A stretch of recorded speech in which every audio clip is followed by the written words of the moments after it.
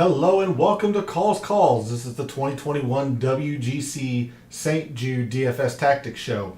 Couple of quick announcements. There's quite a bit to get into. First of all, chat is open, so whatever you want to talk about or see as you make your DFS lineups, let me know in the chat. We'll look into it, get into what you're thinking about strategy-wise. Remember, this is a 66-player field, and there's no cut. So it's going to be very, very pivotal that you find your uniqueness throughout the price board, and we'll get into the ownerships and all that like we normally do. But with no cut, you're gonna have to find your win leverage, your win equity somewhere, and hopefully we can find that in this show. But as always, chat's open. Let me know what you're wanting to look at, your strategy.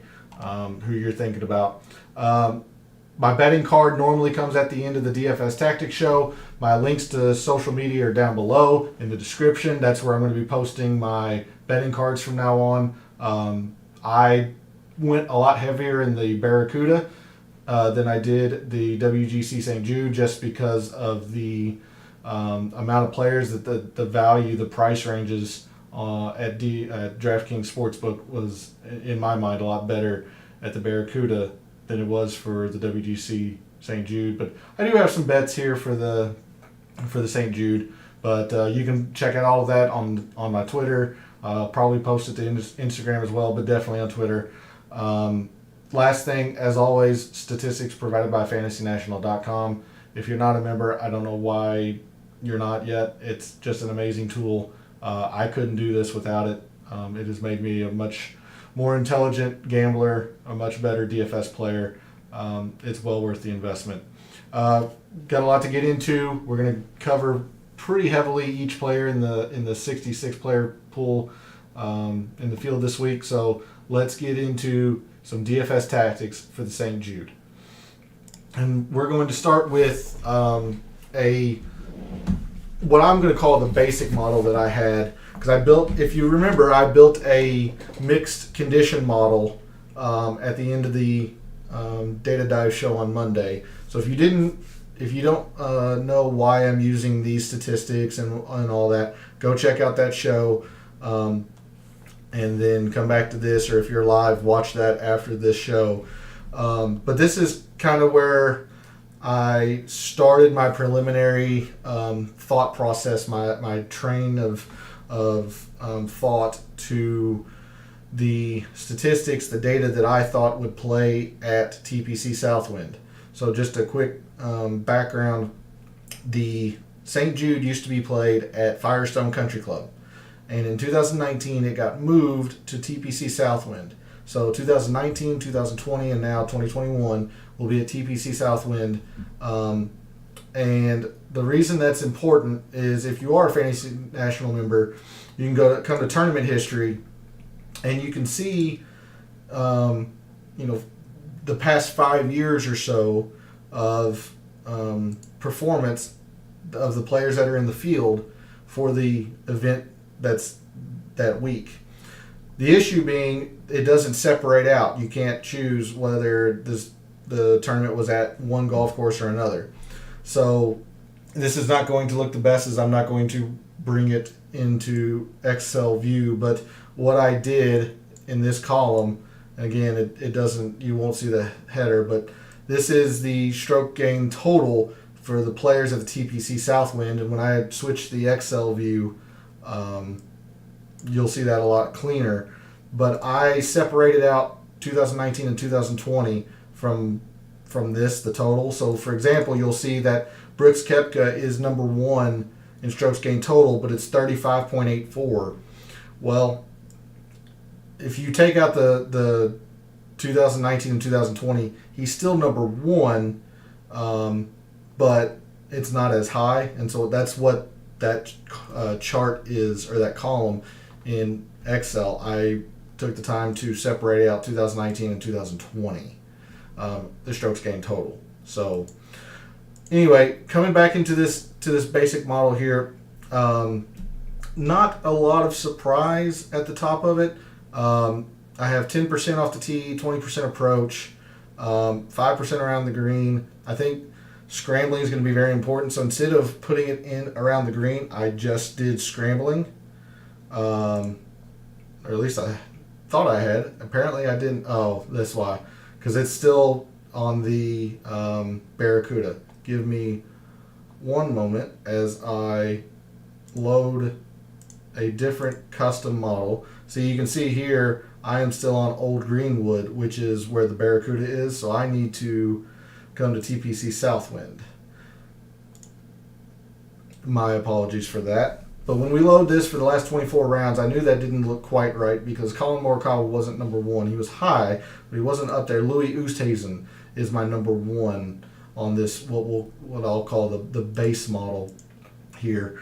You see I had strokes gained around the green 10%, but I think scrambling is going to be very important this week. The greens are small, pretty small by PGA Tour standards, so if you're not absolutely dialed in with your irons, you're going to have to scramble to make your pars. So instead of loading that all into around the green, strokes gained around the green, I kind of split it out between around the green and separated scrambling out.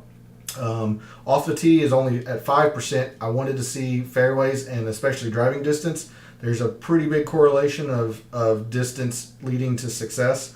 Not always, but 2019 it was pretty darn important. The major part of TPC Southwind, you just have to hit your irons. Because the greens are so small, you have to be dialed in with your irons. So I weighted that the heaviest I normally do anyway, and I put extra weight into it because it's so pivotal here at TPC Southwind.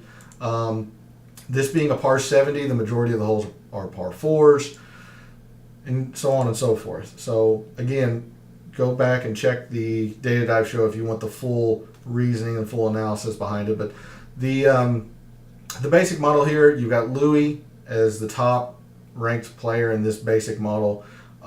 He's been playing great. Spieth, Morikawa, Cantlay, Rory, so on and so forth. The biggest difference is when you need to filter on things specifically. So let's say we wanted to look at Bermuda greens, but we only wanted to look at the putting portion of Bermuda.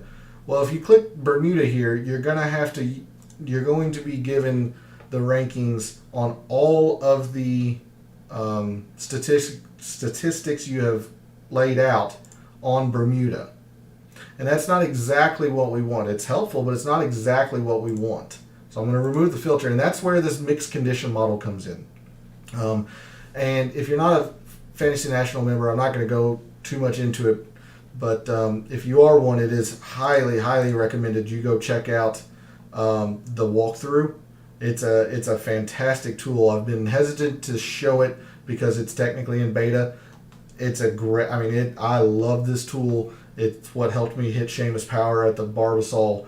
I love it. So you can see here the different metrics that I have put in the variations and the specific pinpoints that I've wanted. So for example, I've narrowed down the putting from last 12 on Bermuda and last 50. So I wanted to get a baseline. Who's a good putter on Bermuda? Who's been putting great lately on Bermuda? Who hits, who plays the par 4s of this length well, so on and so forth. And when we did this at the end of the show Monday, we saw that Webb Simpson actually came out number one with these factors now on the percentages. So 15% strokes gained approach for the last 36 rounds, 15% on strokes gained par 4, that on courses that are less than 7,200 yards, so on and so forth. So Webb Simpson actually came out to number one, Xander 2, JT, Patrick Reed. English was number 5. Then rounding out the top 10, it was Daniel Berger, Cantlay, Hovland, DeChambeau, and Corey Connors. So now if we sort this by salary, and when we move into the Excel view, just know that the chart or the graph, the spreadsheet is representing this mixed condition model, not the basic model here, or what I'll call the basic model. So in this mixed condition model, sorting by price, you'll see some stars here.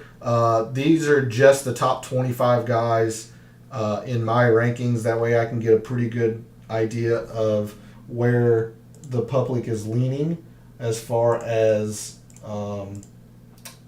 where'd it go? There it is. As far as ownership projections. So starting at the 10K and above, your kind of your top tier stuff here. Xander is being my number 2 player overall. He's going to be the one that I'm going to advocate the most, especially because he is the pivot in this range. Overwhelmingly, and I understand why, just because of his past form here, specifically at this course. I mean, he's big tournament Brooks for a reason. Brooks Koepka is at projected 25% ownership. That is gargantuan. That means if you're picking Brooks Koepka in your lineups, and I don't blame you one bit for it because he's a pretty safe pick to do well, that means you've already made yourself a 5v5 against 75% of the field. And if you're confident in that, that's great, but you're not gaining any win equity and you're getting no leverage by picking Brooks Koepka. So if you think about it, it's a bit of game theory here where if Brooks Koepka does well and you pick him, that's great, but you're not gaining any advantage on a lot of the field because a lot of people are picking Brooks Koepka. And if he doesn't do well, then the guys who didn't pick him have gained an astronomical amount of leverage on you for picking Brooks Koepka. And again, I'm not advocating you don't take him, but you really have to weigh the risk and reward. If you're going to eat the Brooks Koepka chalk, you really, really have to find some hidden gems, basically, elsewhere in the price model. So even though I like Brooks Koepka a lot this week, I know he's only 12th in my model, but he's 3rd in this range right behind DJ. So in this range, it's Xander, DJ, Brooks, Morikawa, Spieth, and then Rory at the very bottom of this tier, at least by my rankings. I'm completely okay fading Brooks in this scenario. Full transparency, I'll probably have just a little bit of exposure to Brooks Koepka, but I'm going to limit it because of the projected 25% ownership. I mean, that is an astronomical amount. Jordan Spieth is at 19.5%. That's a lot. Morikawa is at 18.5%. DJ at 16%. And Rory at 13%. So your big pivot here is Xander Schauffele. Now, he is the second highest, and that's difficult because if he were, say, DJ or Rory's price, that's basically a slam dunk. And I'm going to use a lot of Xander, because a lot of it because of the uniqueness, at least projected by Fantasy National. I mean, I'm okay on Colin Morikawa, but at 18.5%, I can fade that. I still am going to have a little bit of exposure to Brooks. I mean, he just owns this golf course. In 2 years, he's gained close to 17.5 strokes gained total. I mean, it's whatever it is about this course, he eats it up. Spieth's played well here, but he's at 19.5%. I'm okay fading that. I've been fading Rory this week anyway. That probably means you should hammer Rory whenever you get a chance. But I've just been fading this week, and I'm okay doing so. DJ, I've been splitting my teams between Xander and DJ, depending on what kind of team I'm building. I'm obviously doing more stars and scrubs with Xander, trying to do a bit more balance with DJ, but I mean, with 10.5%, I mean, Xander is going to be my top play in this range, especially since he's second in my ranking and the lowest. I mean, he is the pivot at this area, and it's not close. He is the pivot in this area. So I'm going to have a lot of exposure to Xander. So if Xander doesn't play well, I'm up Schitt's Creek. But that's the risk that I'm willing to take because I'm going to take some chalk later down in the price board. And I'm just a Xander believer anyway. I understand he hasn't won major tournaments, but I'm just a Xander believer anyway. When you're taking somebody up in this price range, if they don't win, you need to know what you're going to get. I'm pretty confident I know what I'm going to get from Xander. He might not have the upside that a DJ or a Brooks Spieth, like outright winning the tournament, but I'm also thinking that he won't bottom out and say top 25 in an event of 66 people. I'm pretty confident he's going to be pretty high on the leaderboard. So it's a combination of game theory and risk assessment, risk aversion, and all that stuff. If I'm going to take somebody in a high price like this, I'm going to want a higher floor as opposed to a higher ceiling. That's just the kind of player I am. So no right or wrong way to think about it, just giving you my take on it. But that's the 10Ks there. If I had to rank them, for me, I probably wouldn't go by my straight rankings. For me, it's Xander number one, pretty clear cut, especially with the ownership. I would still put Brooks second, and it's pretty darn close. That's how good Brooks is at this course. The only thing that stops him from leaping Xander is the fact that he is the number one projected owned player at 25%. So if I have somebody that is comparable in price, yes, it's 200 more, but comparable in price, and I'm getting more than 100% less ownership. I mean, slash his percentage ownership, more than half. It's an easy pivot for me. But I'd go Xander, Brooks, probably Spieth. I'm kind of split between Spieth and Morikawa. It's just kind of depending on, do you want the iron play or do you want the short play, which you think is going to be more important, and they're both valid this week.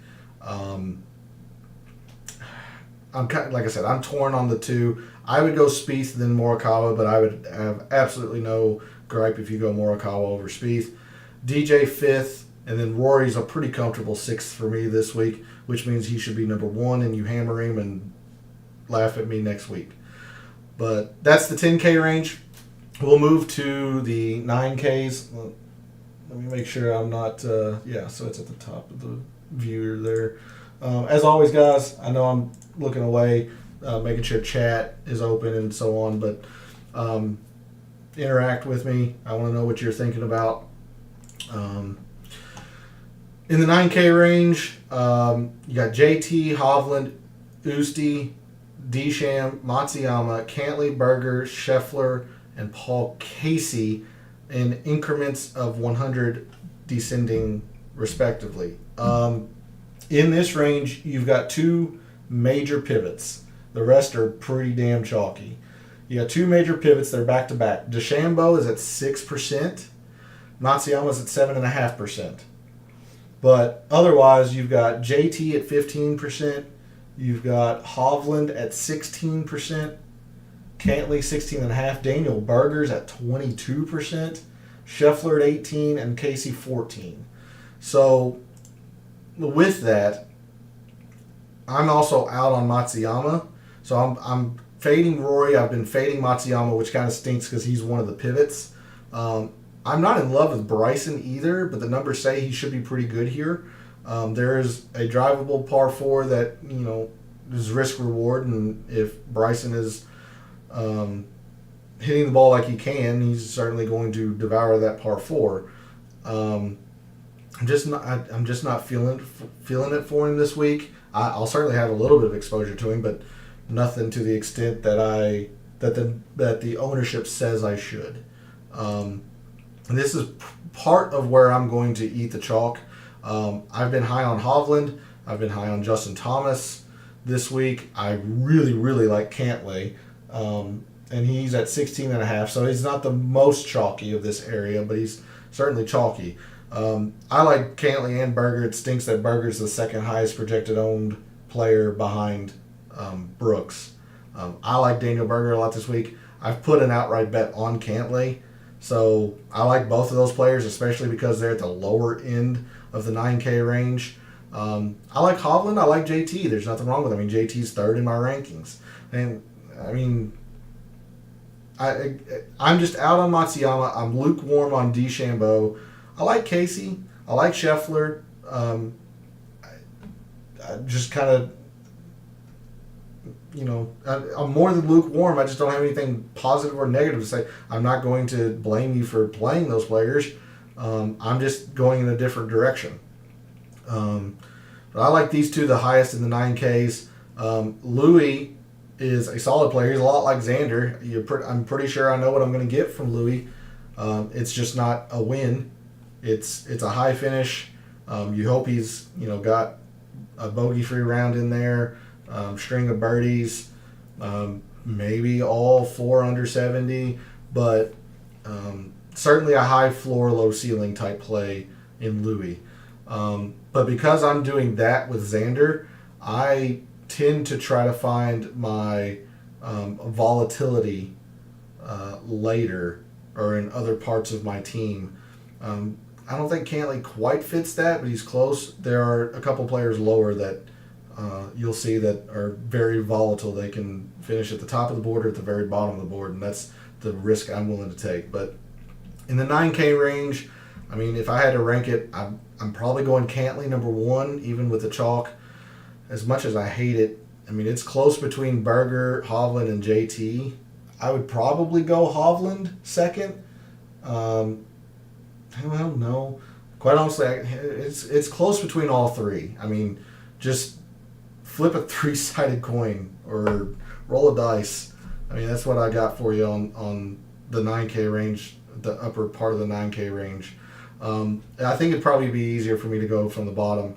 Matsuyama is a pretty clear fade for me. DeChambeau's honestly probably second lowest. Casey third. I like Scheffler a little bit this week. I'm kind of bummed to see him at 18, just over 18%. I thought he might be more unique than that. So for me, that's a pretty easy fade for Scheffler if he's at 18% when Cantley's 200 more and a little bit less ownership. By no means are they pivots. They're chalky, but Cantley less so, and I like him more. So that's what I got for the 9K range for you all. Again, I don't have a lot of separation between Thomas, Hovland, and Berger.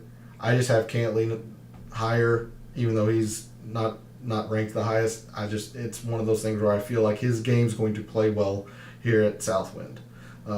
Good scrambler. He's been hitting his irons well. You'll notice that other than, say, JT and Louis, the others in this range just don't scramble all that well. And if their irons are off, which, again, these are the best players in the world, they might not be. But if their irons are off, their scrambling is shown not to be good enough to recover from that. So that's the 9K range. Let's move to the 8Ks. Again, you have in descending order by 100 exactly. It goes Fenow, Fitzpatrick, Reed, Lowry, Simpson, Neiman, Answer, Smith, Connors, and Fleetwood. And there are some pretty darn big pivots here. Starting at the highest price in the 8Ks, Tony Finau, only at 5% ownership. Okay. I mean, he's 25th in my model. I don't know if you'd want to pay the premium in the 8K for 5%. I mean, just because he's 5%. I'm all over Webb's this week, and I mean, he's pretty chalky. He's sitting at 15%. He is the second most chalky in the 8Ks, it looks like. Yeah, second most chalky. That's the chalk I'll eat. I mean, he's number 1 in my rankings. I've got an outright win on him as well as Cantley. Like, that's the chalk I'm going to eat, is Webb Simpson. I'm all over Webb Simpson this week. Even though driving distance tends to play a factor here, he still plays, I mean, he plays the par 4s immaculately. He's not atrocious with his irons. He's great at scrambling. He's really darn good at the length of the par 4s here. He's putting well, so if he is dialed in with his irons, he's going to give himself, a lot better chance because he's so good at putting on Bermuda. I like Webb Simpson this week. I'm taking the angle with Webb, at least, that this is going to be a short game week, not a driving distance week. knowing that the irons are always going to be important. With that said, I also like Corey Connors in this 8K range, and I really like Corey Connors because he's one of the cheapest in the 8K range, and he's the third chalkiest at 14%. But that's a lot of leverage you're gaining on people, because at the same projected ownership as Matthew Fitzpatrick, and I'm out on Fitzpatrick. I'm just out. He's not hitting his irons well. He generally doesn't play the par fours well. He's a great putter, but he's not a good scrambler. He's been hot with the putter lately, but baseline he's not been. Oh, I'm sorry. Baseline he's fantastic, and he's hot with the putter, but his irons have not been good at all. I mean, at all lately. He's been hitting his fairways, but he doesn't have the distance. He's a little bit like Webb. He's a better putter than Webb, but he doesn't scramble. He's not hitting his irons well. I'm just completely out on Fitzpatrick. So if you're going to give me the same ownership for Connors than you are Fitzpatrick, you're going to give it 700 less. That's an easy Connors pick for me, even though he is technically tied for third chalkiest player in this range. So I'll take Connors. That's a bit of chalk I'll eat. I don't think I'm going to put Webb and Connors in the same lineup, just because if I do that, then I'm really setting myself up for a 4v4. I just don't want to do that. I'll try to limit the teams that I have those the same. I'm sure I'll have a handful that do, just because of how the prices work, but I'm really going to try to split those two up in the 8Ks. If you're looking at the high 8K range, I'm okay with Fenow. I'm not overjoyed with it. We talked about Fitzpatrick. Reed's an enigma for me. He's fourth in my model. It's Patrick Reed. You think short game, you should think Patrick Reed, and that's all right. That's all correct. He doesn't have a lot of distance. He scrambles immaculately. This man has traveled all over the globe the past month. He went from the Rocket Mortgage to England for the Scottish and the Open Championship, then came back to the States for the 3M, went to the Olympics, and now is back. These guys are professionals. I get it. At some point, they're also human. At some point, that has to catch up with you. And that's the narrative I'm going with Patrick Reed. Now, I'll certainly have a little bit of him. I got him starred for a reason, but at some point, he's going to just not play or not play well. All that travel is going to catch up to you. He's not a robot. So I'm really torn on Reed, because the numbers say I should just hammer him. If you're not going to take that travel narrative, then Reed would be the easy number 2 in this range for me. I'm all over Webb, so Reed would be the easy number 2. Because of that narrative, I'm really hesitant on him. I'm putting Connors second in the 8K range. I like Cameron Smith in this range too, even though he's the lowest ranked of the 8Ks, just because of the scrambling. He's been hot with the putter. Red hot with the putter lately on Bermuda. He's not terrible on Bermuda anyway. Sorry, I was flipping between Smith and Connors. He's not terrible with the putter as it is, and he's scorching hot. His irons are okay. They're not great. He doesn't play the par fours extremely well. I don't know. It's one of those gut feelings on Cam Smith. It's what I got for you, and I would not blame you one bit if you went in a different direction. But Cam Smith is at a projected 6% ownership. He is the third least in the 8Ks. Fourth least. The least is actually Tommy Fleetwood at exactly 8K. And I'm lukewarm at best on Tommy. So, yeah. Answer's fine. Neiman's fine. Answer is very chalky, though. Answer is at 18%. He's the chalkiest play in the 8Ks. And I understand why. He's fairly cheap. He's been putting great. hits his irons well. There's not a lot of flaws in his game. He's kind of like what I'll say the Hines Ward. He's good at everything, great at nothing. And that's a recipe for a very good golfer. He's been playing great. So, answer's certainly up there. I'm okay fading him just because of the ownership, but if that's the chalk you're willing to eat, absolutely go for it. Lowry, I'm neither, high or low on him. He's at 10%, 10.5%. Cameron Smith, 6%. So this is where you're either going to eat your chalk or you're really going to find your pivot points. If you believe in Fenow, you believe in Reed, Neiman, Smith, Fleetwood, there's your big win equity in the 8K range. I'm going the opposite direction. I'll eat the Webb Simpson chalk. I'm kind of torn on Reed, but I'll absolutely eat the Connors and Simpson chalk. So moving into the 7Ks, and we'll looks like all these are descended by one as well. So the 7Ks, Will Z at 79, Kokrak 78, Sungjae, English, Harmon, Hatton, Garcia, Scott, Horschel. There's two 71s, Horschel and Leishman, and then two 70s at Rose and Poulter. The 7Ks are a bit of trouble for me. So you've got 3 overwhelming chalk plays, and then just one semi-chalky, and then the rest is just, no one's hardly taken. So your 8Ks have a little bit of ownership. The 7s are even less. So your 3 chalkiest plays in the 7K range, you've got Harris English at almost 20%. And I can understand it. He's 5th in my model. He's been playing great. He won that playoff. Who did he beat? It's already escaping me. Who did he beat at the Travelers? Kramer Hickok. Sorry, I should have known that. He beat Kramer Hickok in that 8-hole playoff. He's been playing great.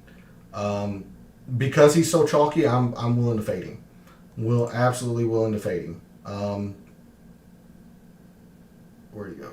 Yes, I have him starred. He's 5th in my model, but at that level of ownership, I'm completely fine fading. Jason Kokrak is at 17%, and he's not even rated that high in my model. That's a complete fade for me.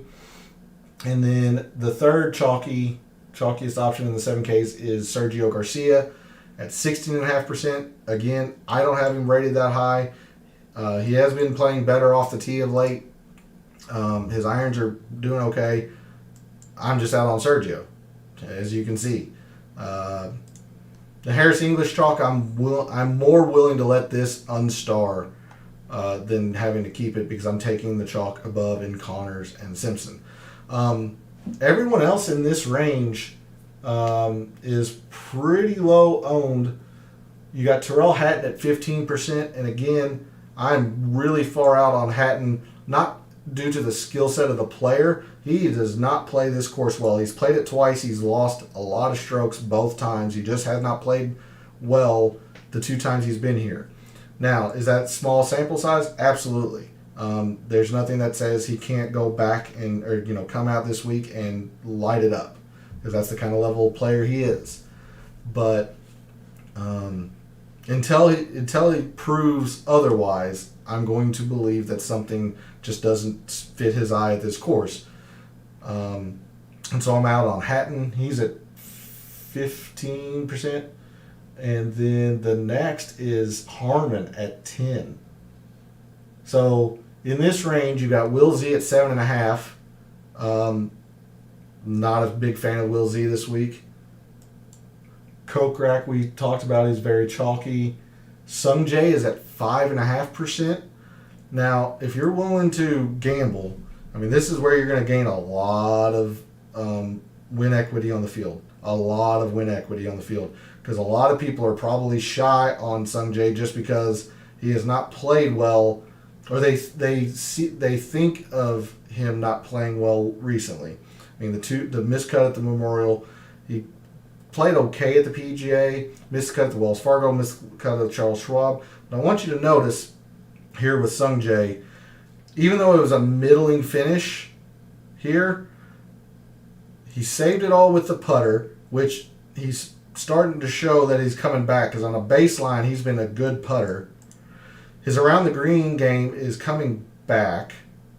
It's getting better. His irons are really coming along nicely. He's starting to round in form, I believe. Sung Jae is one of those sleepers. I didn't put an outright. I didn't bet him. This is a pure DFS play. I think Sung Jae M is a really good call this week for DFS purposes. I think he's going to pleasantly surprise people. I'm not saying he's going to go out and win and just win you the contest outright. But you look here, look at the subtle numbers. He's a fantastic putter on Bermuda. Not to get too ahead of ourselves, but the wind conditions favor Sung Jae. I'm highlighting this column here. The wind projections favor Sung Jae right now. And he's in actually decent form. I like Sung Jae a lot this week for DFS purposes. And the fact that, yes, he's on the higher end, but he's at 5.5%. Give me a lot of Sung Jae. Give me a lot of Sung Jae this week. Adam Scott's at 6%, Horschel at 10%, Leishman's at 3%. Again, I'm out on all these guys because I'm willing to bank on Sung Jae if I'm coming into this price range, which I haven't been doing often. But Sung Jae's the guy I've been kind of gravitating towards. Him and English, I'll have a little exposure to English even though he's so chalky. And then Ian Poulter's at 8%, 8.5%. So hopefully that helped you out with the 7K range. I think overall I would still rate English first. Yes, you have to understand that's a lot of chalk there. I would still rate him the best, even ownership factored in. But it goes English and then Ilm for me. Maybe Kokrak third. There's just not a lot in the 7Ks that I like. There really isn't. I have not found myself gravitating towards this area of the price board at all. If I'm wanting to go somewhere like Sung Jae, I've been trying to bump up into Corey Connors. Or if I find myself in the low 7s, I'm really gravitating towards these high 6s. And then trying to allocate that money elsewhere where I can move, say, maybe a Casey to a Berger or a Cantlay. That's how I've been constructing my lineup so far this week. But we'll round out the web page view here in the 6Ks. Let's cover the high 6Ks first. You've got one overwhelmingly chalk player in the entire 6Ks. He's in the high 6K range. It's Sam Burns at 14.5%. Literally everyone else in the 6Ks is at 10% or below. So this is, if you're willing to dip your toe in the 6Ks, this is where you're going to gain a lot of leverage on the field. And you see I've got a couple starred, 3 to be exact. And we'll go here, but I understand Sam Burns. He's played great this year. He's got some elite statistics. He's been great with the irons overall. Last 12 on short courses, he's fantastic. He's fantastic just overall the past 36 rounds with his irons.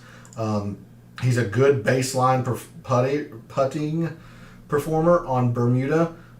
He's been a little colder recently, but I'm willing to trust. I'm willing to trust either one of these two.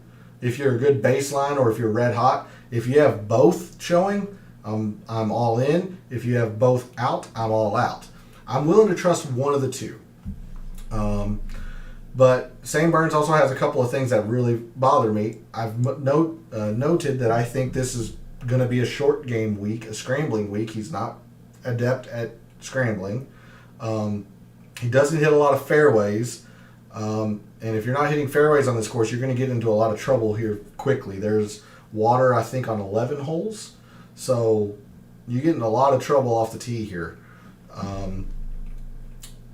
And again, because he's not good at scrambling, he's not good around the green, I just don't think this sets up well for Sam Burns. a lot of people are bottoming out their lineups at Sam Burns if they're doing a stars and scrubs, but it appears that people are trying to build a more balanced lineup, which is common for big events, majors, WGCs. People tend to build balanced lineups because some fantastic players like Justin Thomas, Hovland, Louis, they aren't 10K, 11K like they are in a normal event. So people tend to build a balanced lineup, and I'm absolutely going stars and scrubs this week. That's just the way I'm going. And if people, I'm just banking that I find the right stars in combination with the scrubs, because it appears that nobody's doing scrubs at all. I mean, it just, like I said, people are bottoming out at Sam Burns at 14.5%. Literally everyone else is at 10% or lower. But in the high 6Ks, you got Sam Burns. Honestly, I like Kevin Kisner this week. I do. I like Kevin Kisner. He's only 26th, so he was one off getting started my model. I just literally started the top 25, but I like Kevin Kisner this week. We talked about it on the Data Dive show. He's in better form than people realize. He's a fantastic baseline putter on Bermuda. He hasn't been as good of late, but he's still, not an abject failure. He's not, Cameron Champ level putting. He hits his fairways. He scrambles. He plays par fours pretty darn well. I like Kisner this week, and if you're willing to dip your toes in the 6Ks, you're going to do a lot worse than Kevin Kisner. Not only that, he's at 8%, so you're getting 6% less ownership than Sam Burns. You're saving $100, which can be used, other places. I like Kevin Kisner a lot this week. Again, I'm going to use him. He just didn't get started because I started the top 25. Wolf is okay. He's only at 5%. I'm okay on Wolf. He's rated one of the lowest on my rankings. I don't mind him. He's certainly Jekyll and Hyde. He's just as apt to get a top 5 as he is to withdraw. I mean, he is Jekyll and Hyde for this field. So if that's the risk you want to take, I won't blame you. I'm not going to. Carlos Ortiz is fine. He's at a little over 5.5. People are gravitating to Max Homa, and I get the narrative because he's played well this year. He has been atrocious at TPC Southwind. I'm hoping I can show you this and you all can see it. This is Max Homa. Let me make sure that the camera can see that. Yeah, you're just gonna have to trust me here. I'll show it. When we get to the Excel sheet. This right here is Max Homa. That's the lowest in the field by far. Negative 16.6 strokes gained in 2 years here at TPC Southwind. Whatever it is, he doesn't like it. Again, small sample size and all that stuff. Yes, I get it. He's certainly a talent. There's a reason he's here. He's a talented enough player that he can play well here. But until he shows it to me, I'll believe the negative 16.6. Something here just does not. Something here he doesn't like.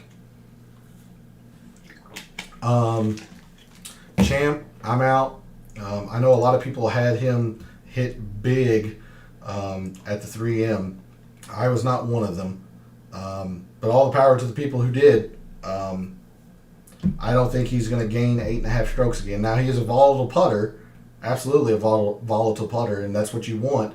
If a volatile putter, if someone who, can gain 4, lose 4, and all that stuff, that's the recipe for a win there.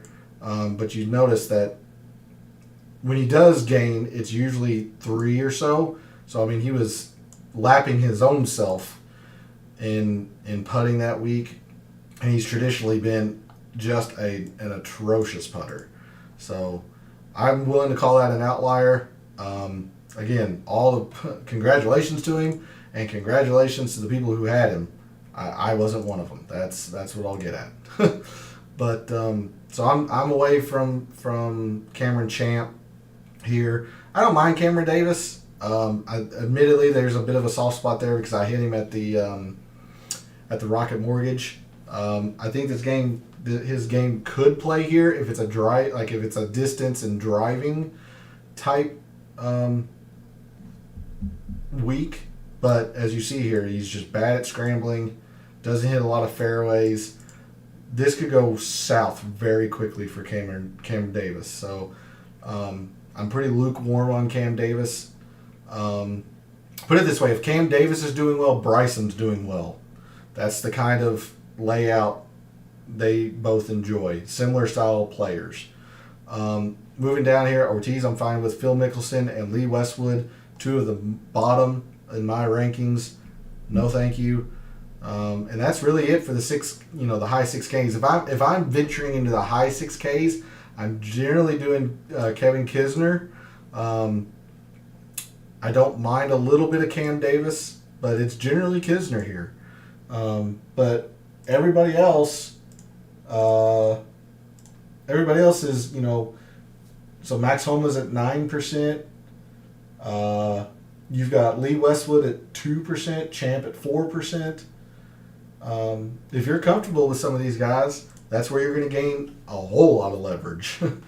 But as you can see here, I've got 3 starting the lower 6Ks. And this is where I'm banking I'm going to make a lot of hay this week. I'm banking on these guys playing well, and if they do, I'm going to gain a lot of leverage, a lot of traction on people. First off, I really like Sink this week. He's been hitting his irons. He's number 1 in the last 12 short courses for strokes gained approach. He's 3rd overall in just iron play in the field. I don't think people realize that when you have this elite of a field, and yet Stuart Sink is 3rd in strokes gained approach. Flat out. No short course, no course designer, just no filters. He is 3rd. I don't think people realize that. And if you're going to get the 3rd best iron player at 6,500, sign me up. That would be chalk I would be willing to eat just because he's so cheap you can, splurge later. The fact that Stuart Sink's at 9% ownership, give me it all. Give me all the Stuart Sink. If he bombs, I'll bomb. Flat out. But give me all the Stuart Sink this week. But if I find myself that I can't fit 6,500, Lucas Glover is interesting this week. He scrambles well. He plays par 4s well. Certainly the where'd he go? There he is. Certainly the iron game on short courses is scary. He just doesn't putt well on Bermuda at all. So you really have to hope that Lucas Glover is putting it to 2 feet. So yeah, that's certainly some scary stuff there. But he did win the John Deere. He's been pretty competitive other places. So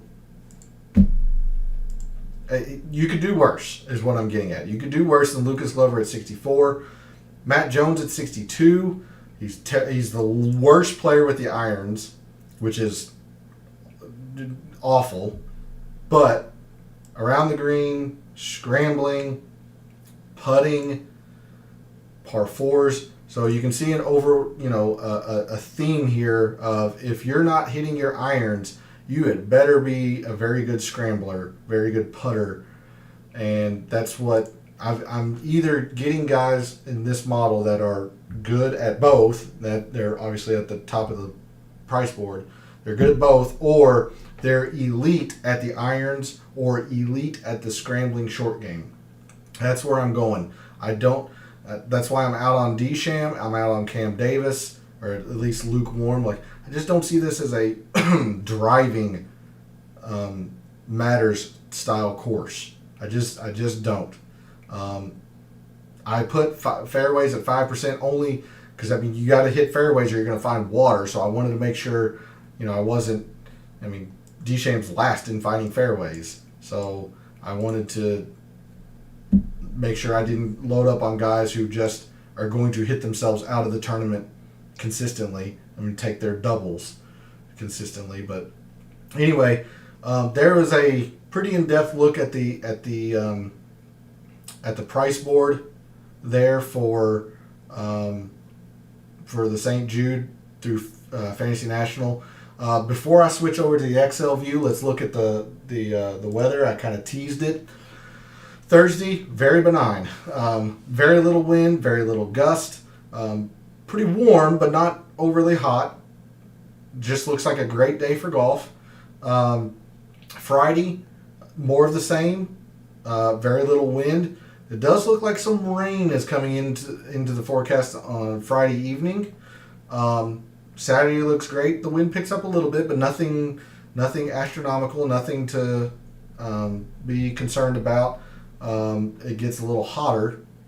And then Sunday looks like it could get windy, and it's getting more, it's getting up to 95 as opposed to the low 90s. So Sunday looks like it'll be the most challenging day for the wind.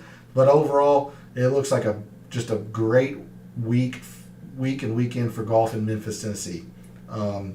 So you really want to factor in guys who play well and calm. At least that's what it looks like.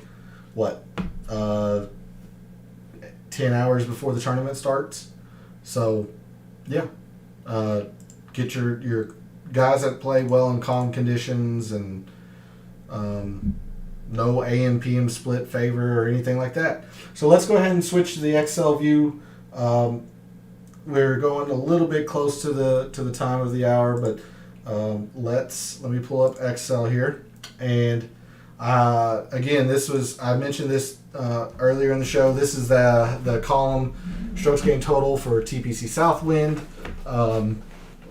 And I alluded to earlier. I mean, Brooks is still number one. In the past 2 years, he's gained 22 and a half strokes in 2 years here. So I mean that he plays this course well, extremely well. I just wanted to separate out the TPC Southwind from the Firestone Country Club. But again, this is the mixed condition model here. You don't have to flip back and forth or rewind and play back to see rankings. This is straight from the mixed condition model. I'm going to cover the tiers here first. Hopefully that'll squeeze in here. Yeah.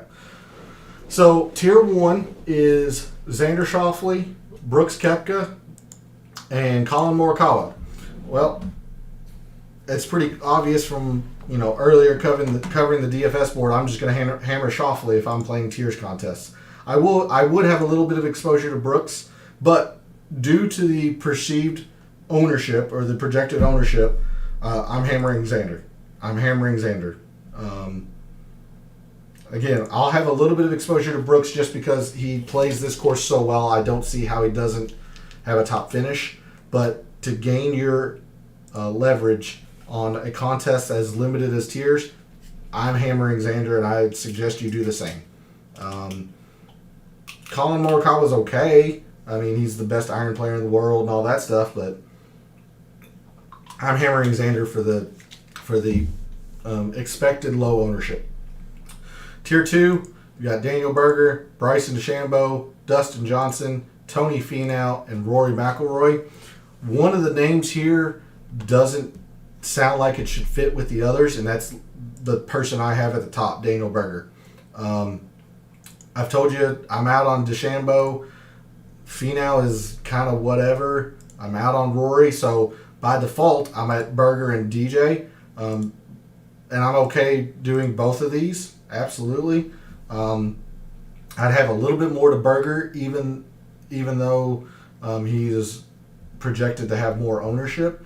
I would still tend to lean maybe like, say, a 60-40 split on these two. I wouldn't mind a little bit to Bryson just in case this week off the tee is the major factor. But I just don't see it being that. So I would go with these two. Tier 3, you got JT, Cantlay, Hovland, Louis Oosthuizen, Jordan Spieth, and Matsuyama. Well, I'm out on Matsuyama, so you can cross that one off. Is there any more? No. I'm lukewarm on Spieth, so I mean he's okay. I wouldn't, I don't have anything pro or negative. The only negative would be the perceived ownership, which would make me shy away. But if you think you're going to find leverage elsewhere, say taking a Xander, taking a Burger, then if you want to take the chalk and you think Spieth's going to, play the best, sure, absolutely. In this range, I can't separate these three. Like I was talking about in the classic or the price range, I can't separate those three. Roll a dice, pick one. I'll say thumbs up. Good choice. That's what I got for you on that. On tier 3. Tier 4, Webb Simpson, Patrick Reed, Sung Jae, Paul Casey, Shane Lowry, Joaquin Niemann, and Will Z. Well, I had to scroll in a limited field of 66. I had to scroll for Will Z. No, thank you. Niemann, I'm okay with. Not great. Lowry, I'm lukewarm. I would pick Niemann over Lowry. I talked about Paul Casey. He's okay. I like Sung Jae a lot because of the lack of ownership. Webb's my number one. If I'm playing tiers, I'm going Xander Webb, tier 1 and tier 4, majority of the time. A lot of the time, I'm going Xander Webb. 1, 2 in my rankings, and at different tiers. So that's great. I absolutely don't mind Patrick Reed. I'd have a lot of Xander Webb. I'd have some Xander Reed. I'd have a little Brooks Webb and Brooks Reed if I were playing a lot of tiers contests. But Webb overwhelming here. I like Reed. I like Sung Jae. But number one in my rankings, I'm going to hammer Webb. Tier 5, you've got Corey Connors, Abraham Answer, Scotty Scheffler, Matthew Fitzpatrick, Jason Kokrak, Tommy Fleetwood, Cameron Smith. Corey Connors is the best in my rankings by quite a margin. I think iron play is going to be the premier thing this week. I would use Connors the most, and I think he's the most owned of these 5. I don't mind Answer. He is quite heavily owned. I like Scheffler a lot this week. I really do. Fitzpatrick, Kokrak, Tommy, I like Cam Smith a lot too. So, or a lot for the tier, I should say. So, to me, I would be between probably Connors, Scheffler, Smith. Answer's not even all that bad. Obviously, I'm going Connors the most just because of the iron play. But I don't think you can do a lot of wrong here. I'm not crazy about Fitzpatrick, Kokrak, or Fleetwood this week. That's what I got for tier 6 or tier 5. Tier 6, Stuart Sink. We talked about him. I got an outright bet on him. He's one of the best. He probably is the best value that I see in this field at the price range at 6,500. So tier 6, give me all the Stuart Sink. I like Kisner a lot. So Sink and Kisner, great. I like them both. Justin Rose, I don't know where his game's at. Cameron Champ, no thank you. Yes, he had a win. I think it was pretty fluky. Matthew Wolff, here's your volatility. He can win you the contest or come damn near close to it, or he can lose you the contest and just basically take you out of it. So if you're looking for your volatility, if you're taking safer options, say maybe a Spieth or a Brooks in the tiers, there's your volatility that you might want. And then Phil and Lee Westwood, I'm out. They're at the bottom of my rankings for a reason. So hopefully that helps you for the tiers if you play those contests. Let's build a couple of lineups here. I don't want to delete. I want to hide. Hide columns. Let's see. Can you see that? Yeah. I'm actually going to white these out. Whenever I make my lineups, this is my ranking system here from over here. I'm just going to wipe those out for you so it's not so confusing. And let's build a balanced lineup first, because this looks like it's going to be the most popular, and then we're going to build the lineup that I've been gravitating towards. Maybe not the exact players, but certainly the style of lineup that I've been going with. So in a balanced lineup, let's try. Let me sort this by price here fairly quickly, so that way it's easier as we search for.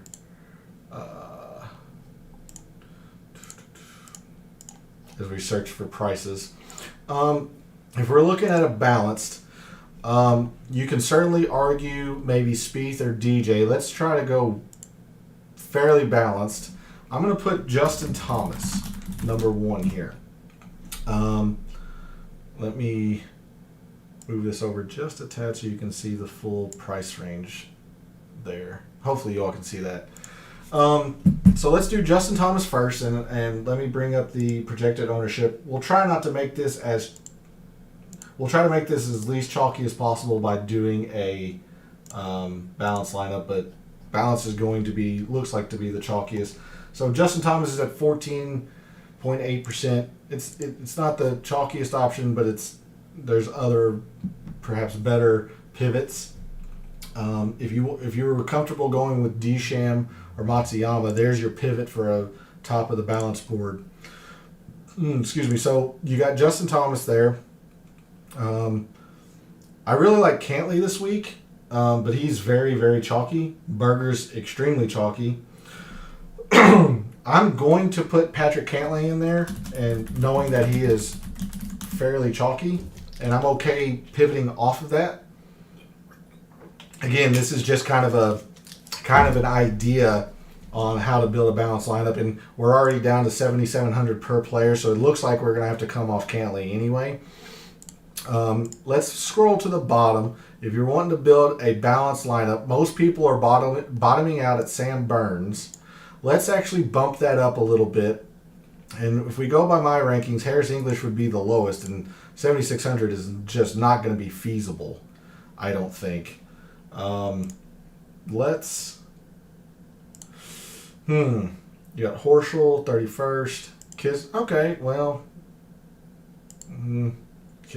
Yeah, we'll try Kevin Kisner as our bottom at 6,800.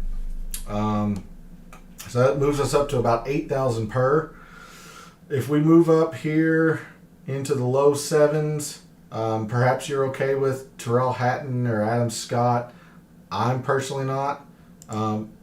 This could be a Brian Harman style week. He's the best in the field at scrambling, 11th in putting. In the long term, 7th recently putting on Bermuda. His irons are iffy at best. He hits the fairways. I'm going to put Brian Harman in there just for the sake of uniqueness. Now, if you can find 100 more, Harris English is the better play. I'm just putting Brian Harman in here for the sake of uniqueness. I could also put Sungjae in there, but we might have to put Harman and Sungjae. We're at 8,250 per. I love Webb Simpson this week. That gives us 8,000. So that would give us Tommy Fleetwood here. And while I'm not crazy about Tommy Fleetwood, I do like the construction of that lineup. Again, this is maybe not the exact players, but the construction of the lineup. If we move, say, let's move Harman to Sungjae. And then this comes down to Jason Kokrak, who, I'm not all that crazy about. That's another option. I'm not crazy about Kokrak. We can move Cantlay down.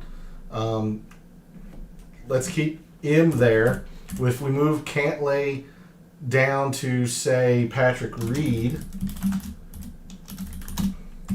now we have 8,400. We could put Simpson and Joaquin Niemann in. So with that lineup, you're basically going Webb Simpson, Patrick Reed and Joaquin Niemann versus Patrick Cantlay and Brian Harman, or Jason Kokrak, or something to that effect. So there's a look at what a balanced lineup probably would look like. as far as pricing and some of the players you would consider. That's probably what most people are going with. Not the players, obviously, but the style of lineup. Maybe they're going Justin Thomas and say like a Daniel Berger, and they're bottoming out at Sam Burns, and then in here, I mean, they're at 8,000 per. A lot of people were playing Billy Horschel. A lot of people were playing Answer.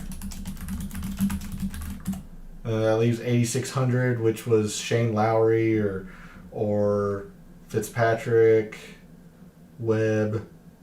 So this is my best guess at what some people are doing. Thomas, maybe they're bumping up to Jordan Spieth or DJ, but that's my best guess at what a common balance build the public is using. So let's go to what I think is going to be the ulterior logic or the game theory here. That's stars and scrubs.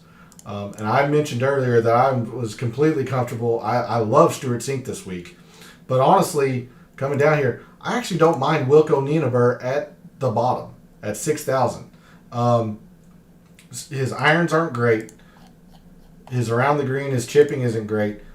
The only reason I like Wilco is if this does become a off the tee game, he's second in distance behind DeChambeau. And he's not an abject failure at putting on Bermuda. He's not great, but he's not terrible.